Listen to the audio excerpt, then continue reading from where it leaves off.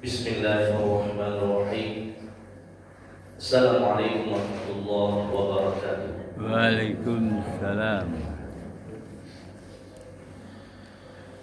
Innal hamdalillah nahmaduhu wa nasta'inuhu wa nastaghfiruh wa natubu ilayh wa na'udzu billahi min shururi anfusina wa min sayyiati a'malina. Man yahdihillahu fala mudilla lahu wa man yudlil fala hadiya lahu.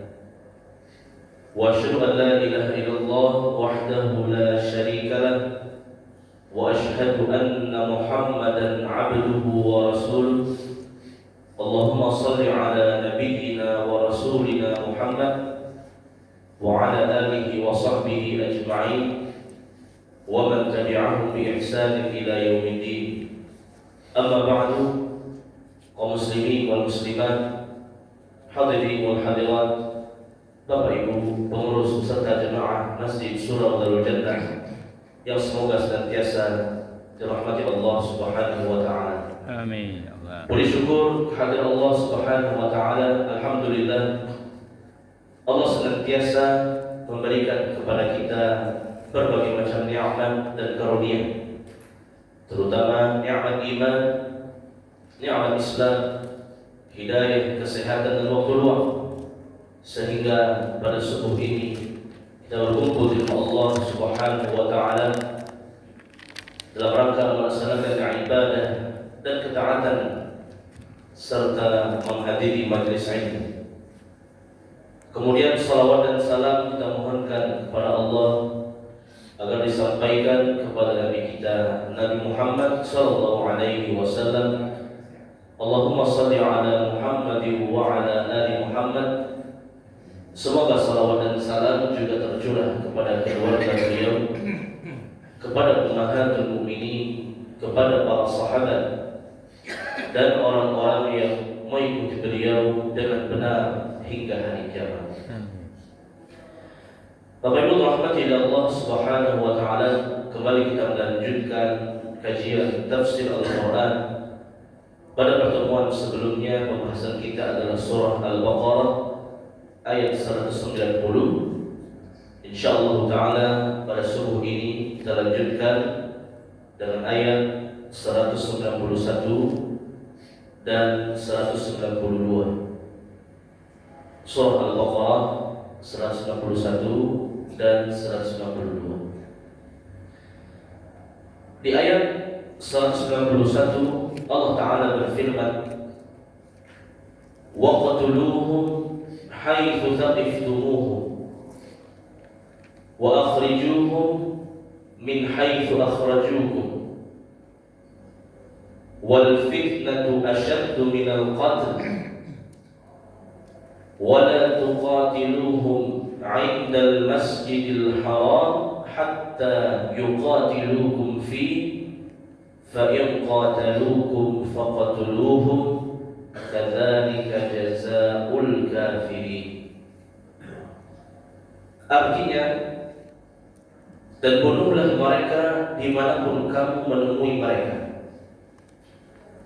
dan usirlah mereka dari mana mereka telah mengusirmu.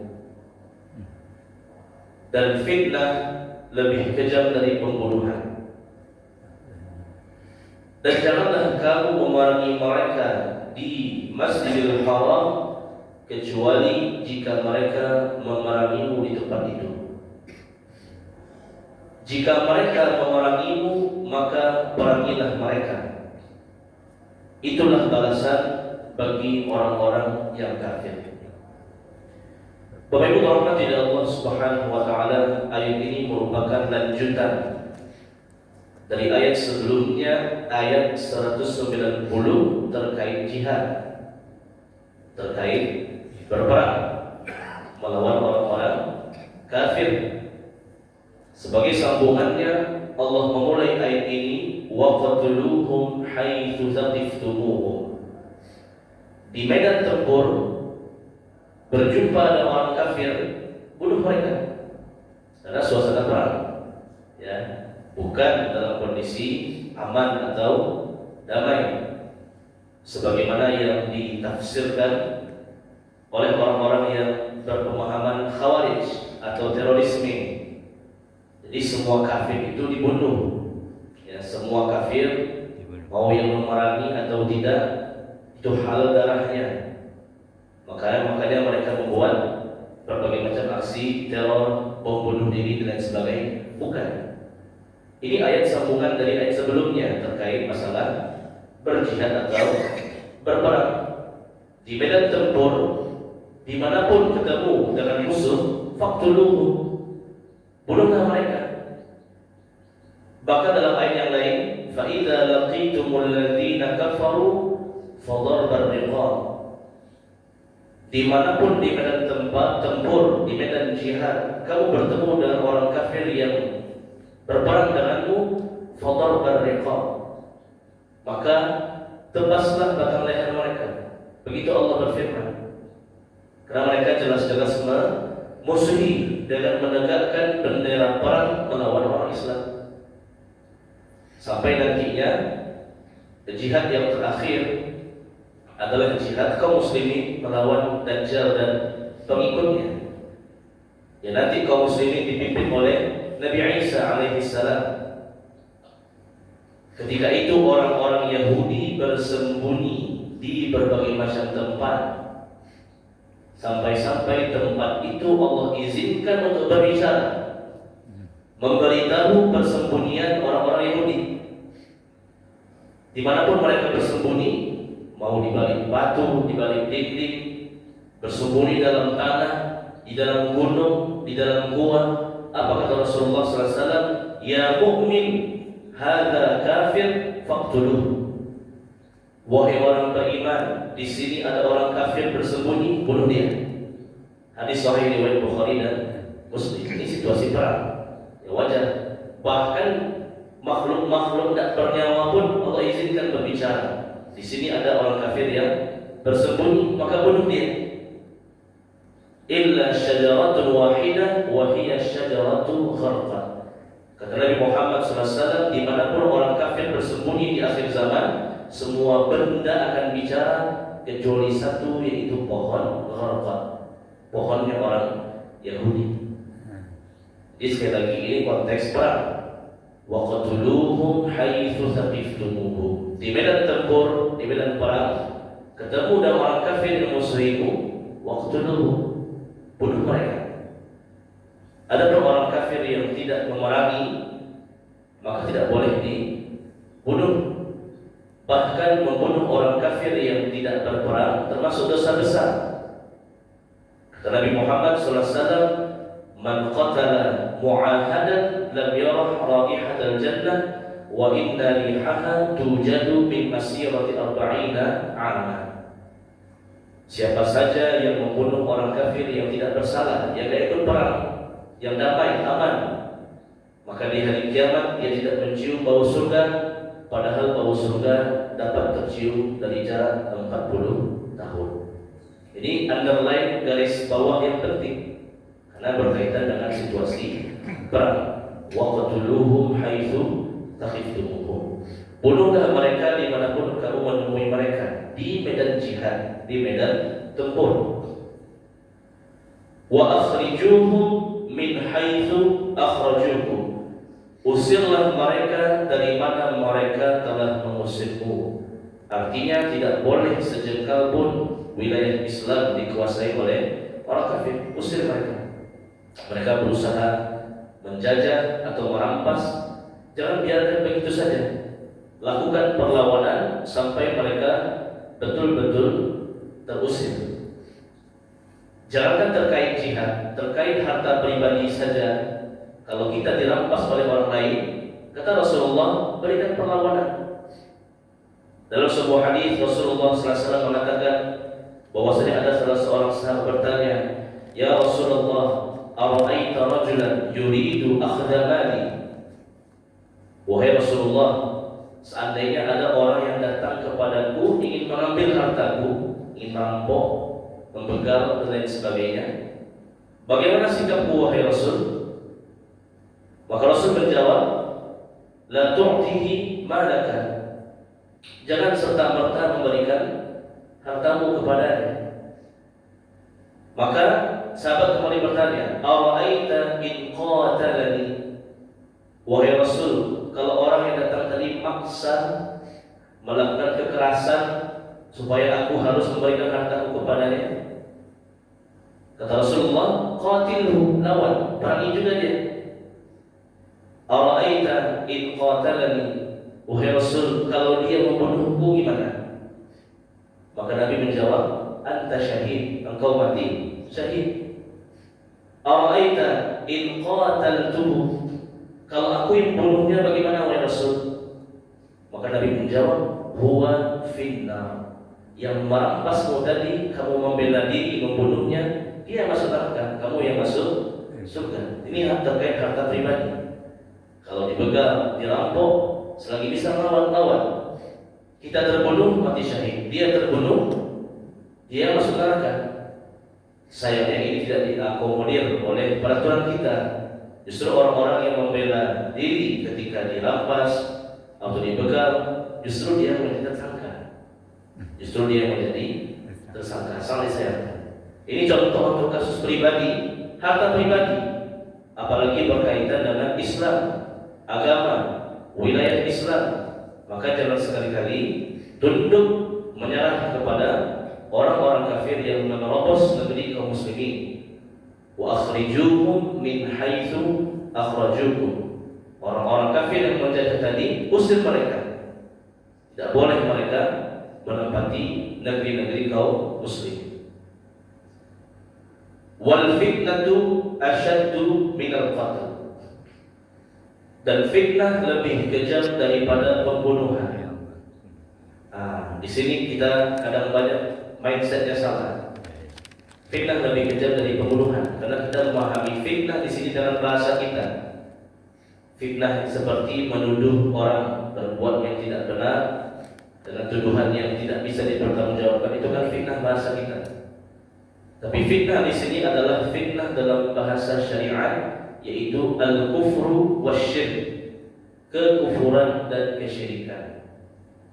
Kekufuran dan kesyirikan lebih kejam dibandingkan pembunuhan. Jadi fitnahnya bukan fitnah bahasa kita, tapi fitnah yang dimaksud dalam bahasa Islam. Al-fitnatu hiya al-kufru wasyirk. Kekufuran, kesyirikan di mata Allah lebih besar dosanya dibandingkan dosa membunuh. Karena orang membunuh meninggal dunia, masih ada ampunan Allah untuknya, masih ada harapan ampunan Allah untuknya. Adapun orang yang meninggal dunia dalam kondisi kafir, dalam kondisi musyrik, dia belum taubat kepada Allah, tidak ada peluang untuk diampuni. Inna Allah la yaghfiru ay yushraka bihi wa yaghfiru ma duna dzalika liman yasha. Sesungguhnya orang Allah tidak akan mengampuni orang yang meninggal dunia membawa dosa syirik, membawa dosa kufur, ingkar, tidak beriman kepada Allah. Tidak ada peluang diampuni. Wa yaghfiru ma duna dzalika liman yasha. Dan Allah masih mungkin untuk mengampuni orang-orang yang meninggal dunia membawa dosa selain syirik, membawa dosa selain kufur. Artinya dia mati dalam sebagai muslim, namun mungkin terjatuh dalam dosa-dosa besar seperti membunuh, mencuri, berzina, masih ada peluang ampunannya. Tapi kalau orang mati dalam kondisi kafir, dalam kondisi musyrik, belum bertaubat pada Allah, la yaghfir, tertutup peluang ampunan dan maaf dari Allah. Makanya wal fitnatu asyaddu minal qatl. Fitnah yaitu kekufuran, kesyirikan di mata Allah jauh lebih dahsyat, lebih kejam dibandingkan pembunuhan. Allah melanjutkan, wala tuqatiluhum 'indal masjidil harami hatta yuqatilukum fihi fa in qataluukum faqtuluhum. Dan janganlah kamu berperang di Masjidil Haram kecuali mereka memerangimu di tempat itu. Maksudnya apa? Tidak boleh menjadikan tanah suci sebagai tempat bertempur. Ini Ini hukum asalnya. Tidak boleh tanah suci dijadikan sebagai tempat bertempur. Baik tanah suci Makkah dan juga kata para ulama tanah suci Madinah dan juga tanah suci Aqsa atau Palestina. Karena fungsi tanah suci adalah untuk ibadah, untuk berzikir. Kalau itu tanah suci Makkah untuk manasik, ibadah haji dan umrah, berlaku juga bagi tanah suci Madinah, berlaku juga bagi tanah suci Aqsa, karena di dalamnya ada 3 masjid yang paling utama dalam Islam. Di tanah suci Makkah ada Masjid Haram, di tanah suci Madinah ada Masjid Nabawi, di tanah suci Aqsa ada Masjid Aqsa atau Baitul Maqdis. Wala tuqatiluhum 'inda al-Masjidil Haram. Tidak boleh menjadikan tanah suci sebagai medan tempur hatta yuqatilukum fi fa in qataluukum faqtuluhum, kecuali kondisinya orang kafir sudah lebih dulu masuk. Orang kafir sudah lebih dulu masuk sampai di tanah suci. Fa in qataluukum faqtuluhum, kalau mereka sudah masuk silahkan berperang di tanah suci. Tapi selagi orang kafir belum sampai di tanah suci, jangan jadikan tanah suci sebagai tempat berperang. Cegat mereka, cegat, jangan sampai mereka masuk tanah suci. Tapi kalau sudah sampai tanah suci, faqtuluhu, berperanglah di tanah suci. Sebagaimana terjadi di masa lampau, di masa Rasulullah SAW, Nabi beberapa kali berperang di tanah suci karena orang kafir sudah lebih dulu masuk.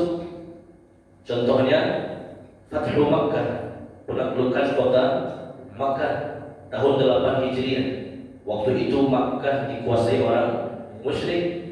Mau tidak mau orang kafir ini harus diperangi. Kalau tidak mereka bertahan juga di tanah suci Makkah. Akhirnya berhasil dikalahkan orang-orang musyrik. Contohnya perang Khandaq tahun 5 Hijriah. Kota Madinah dikepung oleh 10.000 pasukan kafir. Mau tidak mau harus berperang di kota Madinah. Tak mungkin tidak, karena musuh sudah sampai. Tak mungkin dicegah lagi, tak mungkin dihindari lagi bertempur di tanah suci.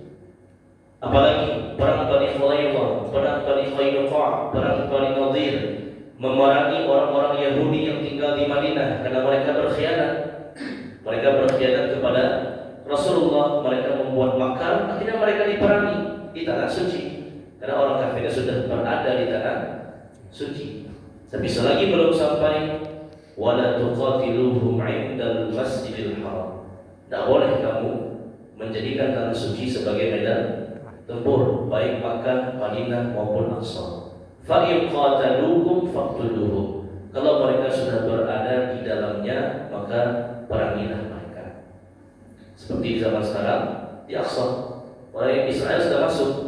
Ya, bagaimana lagi? Harus dijadikan sebagai medan tempur untuk mengusir mereka dari tanah suci Baitul Maqdis. Ya, karena kalau nggak diperangi gimana cara mengeluarkannya? Mau nunggu siapa? Mau nunggu orang lain? Mau nunggu bantuan? Nah, harus diperangi. Ya, kadzalika jazaa'ul kafirin. Demikianlah balasan bagi orang-orang kafir. Ayat 192, fa in intahu fa innallaha ghafurur rahim. Apabila mereka berhenti, tidak mau lagi memerangi umat Islam, maka Allah Maha Pengampun lagi Maha Penyayang. Apalagi mereka berhenti dan masuk Islam, lebih baik lagi. Ya, orang kafir tidak memerangi lagi dan bahkan dia masuk Islam, ini jauh lebih bagus lagi. Al-Islamu yajubbu ma qablahu. Orang kafir masuk Islam, maka semua dosa-dosanya di masa kafirnya dihapuskan. Tadi'u min dzambi kaman la dzamba lahu. Orang yang bertaubat dari dosanya, orang yang masuk Islam setelah kafirnya, maka semua dosanya diampuni oleh Allah. Lebih baik. Ada juga orang yang kafir tapi dia tidak masuk Islam, tapi dia menyerah, maka dia harus dilepaskan atau boleh ditawan. Di masa penawanan pun tidak boleh disiksa, dianiaya, justru diperlakukan dengan baik. Kalau bisa diajak kepada Islam juga supaya dia masuk Islam. kecuali penjahat-penjahat perangnya, maka boleh dihukum dengan hukuman yang setimpal. Fa in intahu fa innallaha ghafurur rahim. Kalau mereka berhenti memerangimu, kan Allah Maha Pengampun lagi Maha Penyayang. Kalau mereka masuk Islam, fa ikhwanukum fiddin, maka dia sudah bagian saudaramu se-Islam. Kalau mereka menyerah tapi tidak masuk Islam, boleh dilepaskan, boleh ditawan, dan boleh juga diajak kepada Islam, dan tidak boleh diperlakukan dengan zalim dan aniaya kecuali penjahat-penjahat perang di kalangan mereka. Allah Ta'ala alam bisawab dalam kajian kita pada subuh ini, Al-Baqarah 161 dan 162 terkait masalah jihad. Silakan di antara Bapak Ibu yang bertanya.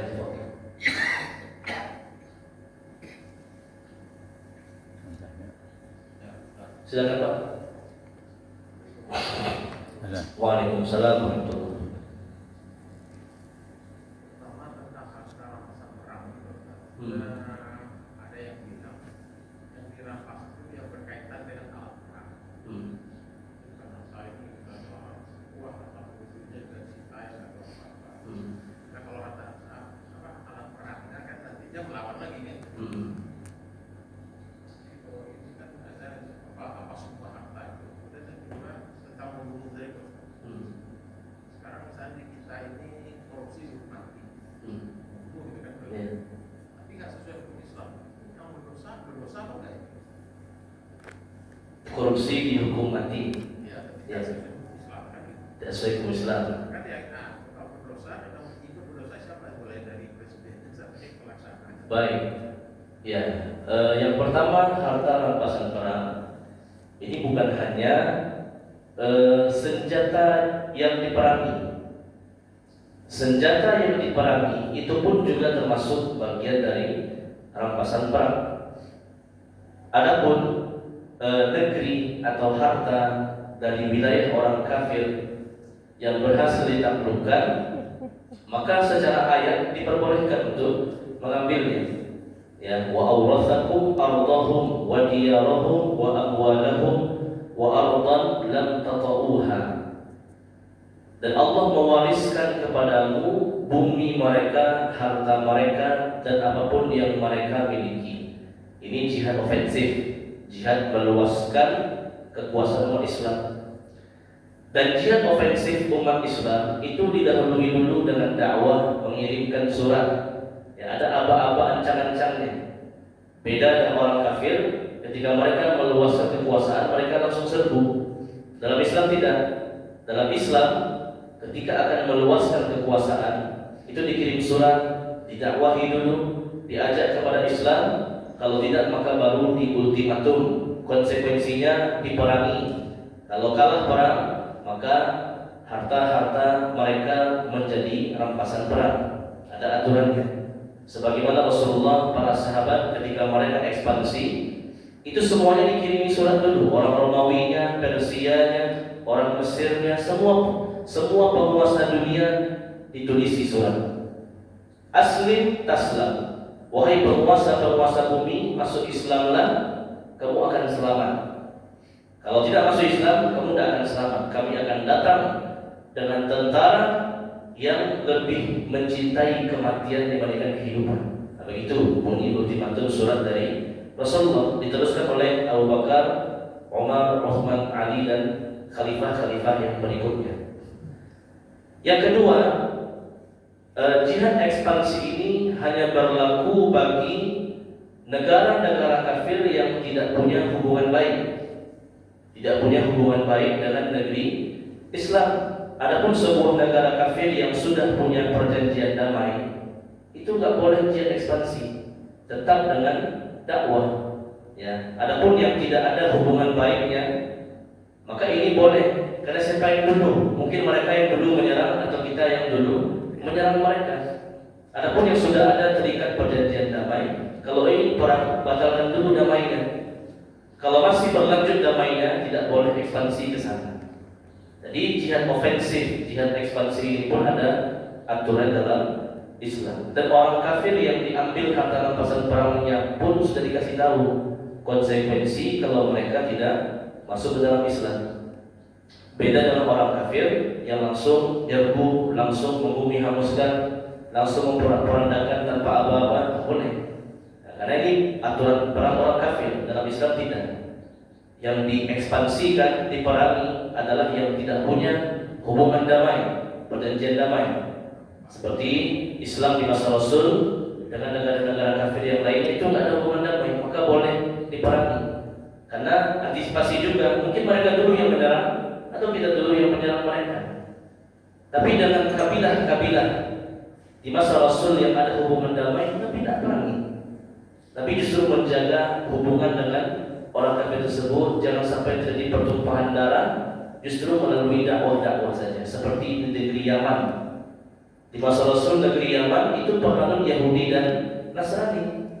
Tapi mereka damai dengan Rasul. Akhirnya Rasul mengutus banyak sahabat seperti Abu Musa Asy'ari, Mu'adz bin Jabal, beberapa orang sahabat diutus untuk mendakwahi mereka. Akhirnya dalam hubungan baik mereka masuk Islam. Tapi kayak Romawi, Persia itu nggak mau damai, itu tetap melakukan permusuhan. Maka yang seperti ini boleh berjihad ofensif kepada mereka. Dan sebelum jihad pun sudah dikasih aba-aba dengan dakwah, dengan surat, dan berbagai macam bahasa, dengan bahasa yang baik, dengan bahasa ultimatum, baru kemudian terjadi peperangan. Dan itu sudah konsekuensi dari peperangan. Ya, harta mereka diambil atas perintah dari Allah. Silakan nanti lihat surat Al-Ahzab. Ya, seputar ketentuan rampasan perang juga ada di surat Al-Anfal. Yang kedua, korupsi dihukum mati.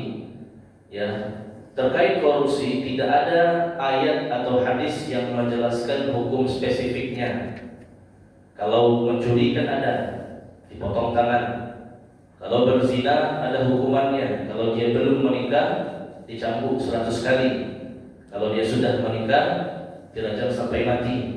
Korupsi nggak ada dalil spesifiknya dalam Al-Quran dan Sunnah. Karena korupsi bukan mencuri, beda mencuri dengan korupsi. Korupsi jauh lebih parah dari mencuri. Maka bagaimana solusinya? Kata para ulama, hukum-hukum tindakan-tindakan kriminal yang tidak ada pasal hukum khususnya dalam Al-Quran dan Sunnah, maka hukumnya ta'zir. Apa itu ta'zir? Ta'zir itu dikembalikan kebijakannya kepada pemerintah. Silahkan ambil keputusan, mau dipenjara seumur hidup, mau denda berapa sekian, atau bahkan puncaknya dihukum mati. Korupsi termasuk hukum ta'zir. Tidak ada ketentuan spesifik dalam Al-Quran dan hadis, maka hukumannya kembali kepada pemerintah yang berwenang. Kalau pemerintah ingin menerapkan hukum mati, silahkan. Kalau pemerintah ingin menerapkan hukum penjara seumur hidup, silahkan. Kalau dia ingin didenda dengan sekian-sekian, silahkan. Karena ini namanya ta'zir. Gak ada dalil spesifik dalam Al-Quran dan hadis yang membahas hukumannya, kecuali dia spesifik seperti membunuh dikisos, berzina dirajam atau dicambuk, membunuh dipotong tangan, kan ada spesifiknya. Kalau korupsi tidak, maka dikembalikan kepada ta'zir, kebijakan wewenang dari pemerintah yang sah, bermusyawarah diputuskan apa hukumannya. Seandainya sampai ke tahap hukuman mati pun maka diperbolehkan karena nggak ada dalil spesifik. Dan justru salutnya yang menerapkan hukuman mati ini negara-negara kafir, ya seperti Cina, ya itu koruptor-koruptornya dihukum mati. Ya, tentu ada batasan-batasannya, sampai mana yang hukuman mati, sampai mana yang tidak hukuman mati. Tentu nggak mungkin dipukul rata semuanya. Ya, tapi ini ta'zir, nggak ada dalil spesifik Al-Quran dan Sunnah, maka dikembalikan kebijakannya, keputusannya kepada pemimpin yang sah. Ya, Allah Akbar.